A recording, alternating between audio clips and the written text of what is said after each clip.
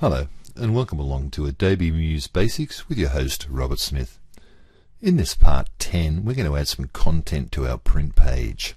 So here we are in plan view. Let's go to our print page by double clicking on it. But before we do that, let's actually grab some text off the home page. So I'll double click on the home page, Apple minus to zoom out, click on the text, Apple C to copy it.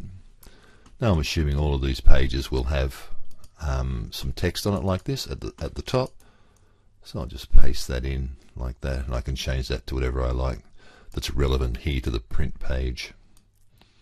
Right, in this we're going to present our work in an interactive slideshow as opposed to an automatic slideshow, which is what we did in the first video. Okay, the first time we put the slideshow in.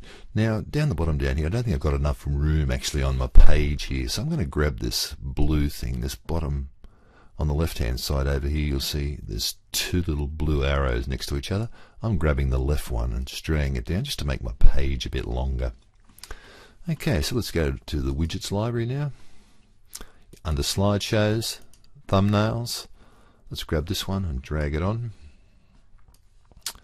like this. Now it's a very unassuming looking widget. It's got lots of Adobe type illustrations, but it's a fantastic thing. Now let's have an analyze how this thing works and how we actually select things in it. For example, if I click on it once, I can then move the whole thing around as a whole, grouped if you like. If I click on it again like this, now you'll notice that the actual slides, or the hero image, that's this big thing here, and the thumbnails are separated, so I can do all sorts of things with it. And down here I've got a description for each of the slides. I've got a forward and back arrow. Now if I click anywhere off it like that and then I click it again, I get the little blue arrow. So let's say in this we're just going to use the thumbnails over here, so I can go over here and turn off captions like that so we don't see it, previous to next, and the counter will take that off as well. So all we've got is a hero image and some thumbnails. Okay, I'll shut that down now like this, and I'll move that out of the way a little bit and make this just a little bit bigger like that, and put it about here.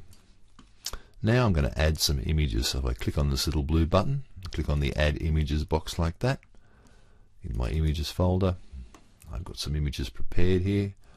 Print image 1, I'll select the top one, hold the shift key down to print image 12 and click open like that, and it'll take just a little while to occupy it. So now as you can see, I've got some thumbnails and I've got some bigger images. So let's preview that by clicking on preview up here. Takes a little while to get its act together. Okay, there it is, there's the page there. You'll notice that the slides are changing automatically, but if I click on these thumbnails like that, I can go immediately to any of those slides. That's what they mean by interactive. So I'll go back to design view now, and what I want to do is, let's say for example I want to make this horizontal, the thumbnails horizontal. I'm going to lengthen my page just a bit by dragging that down. I'm going to click on my widget, move this down to about here. I'm going to grab my grouped, if you like, thumbnails and click and drag so it's now 2 columns wide like that. Now if I want to make those thumbnails bigger or smaller, I'm going to have to work on, I'll click on one of them like this, and let's check that it's got edit together. Make sure you've got this edit together ticked down here inside the dialog box. If I click on one of them and start to make it bigger, they all become bigger, which is great, which is exactly what we want. Okay, so just drag them around like that. So we want it to look like that, and we'll click off them, click again. Now that can be a little bit tricky the way you click things. You don't know whether you're on the first click or the second click. But let's say I want to look like that, which I probably wouldn't because it looks pretty ordinary. So I just might open that up a little bit.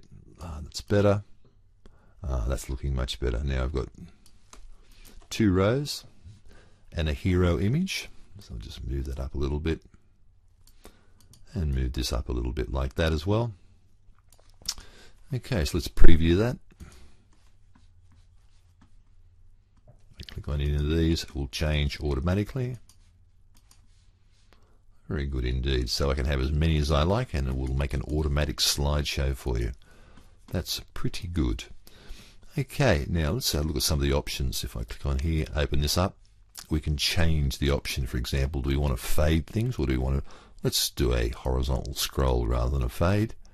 Let's make it 1 second. Like that. No, that's fine.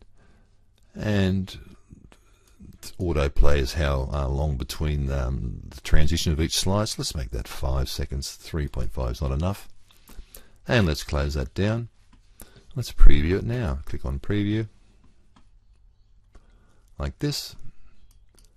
And we'll just wait for 5 seconds and it'll slide. But if I want to do this, it'll give us that old flash approach where it slides from one slide to another, depending on how far they are apart. It's quite a good look. I wonder if I open my, do I let me zoom out? Looking good, but that's exactly what we want. We want this interactive slideshow of our work, and that's looking pretty good. Okay, now if you want to actually put some captions back on this, like this, just click on the whole thing. Go down here and turn on your captions, for example, and there it is there. We can grab that and drag it down here if you like, and double click on this, change the font, say something if you like this on our caption. Very nice indeed. If I click on one of these, it should go to the next slide, which it does, and now I can change what it says underneath that slide too. And I can always add back my next and back, but I think this is great. We don't really need that on an interactive slideshow, the key word being interactive, having thumbnails and a larger hero image. Okay, thanks for watching.